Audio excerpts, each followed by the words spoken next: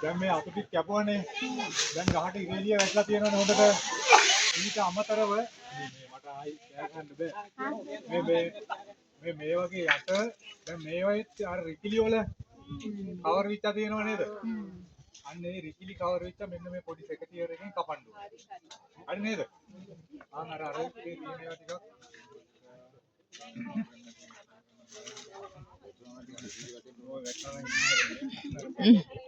කවුරු හරි යන්න කපන්න.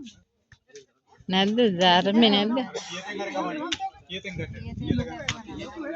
ධර්මේ නැද්ද?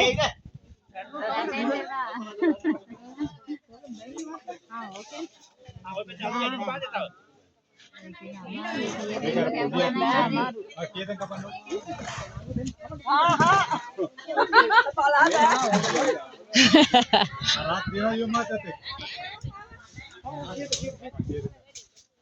දැන් එතකොට මේකේ එහෙම ඒවත් අයින් කරගන්න ඕනේ.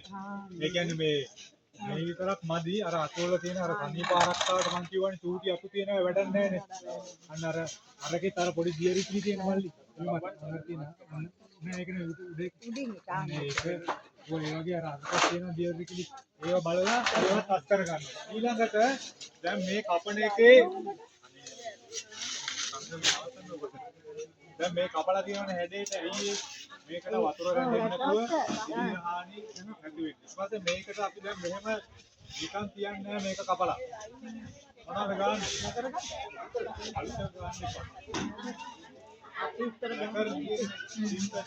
ලැකර් එකක් ගන්න. එහෙම නැත්නම් දිලිරනාශකයක් තියෙන කැන්ඩසාර් කියන. ඒක ගන්න ඕනේ ඒක ඉක්කොයිටි ලේසි වල පිට පොඩ්ඩක් අරගෙන ලැකර් පොඩ්ඩක් මේ වගේ ගාලා දාන්න. හරිද? ඔය විදිහට දැන් මේ ඊළඟට දැන් මේ අපිට දැන් මේ මෙතනින් කැපුවට පස්සේ එන දළු ආයි වැඩක් තියෙනවද? අපිට මේ අතු ටිකෙන් තමයි ගෙඩි ගන්න තියෙන්නේ. හරිද? ඔය ඒවා කප්පාදු කරන්න එතකොට දැන් මේකේ සම්පූර්ණයෙන්ම තව පොඩි අතු ටික අයින් කරාම ගහ වැඩේ හරි.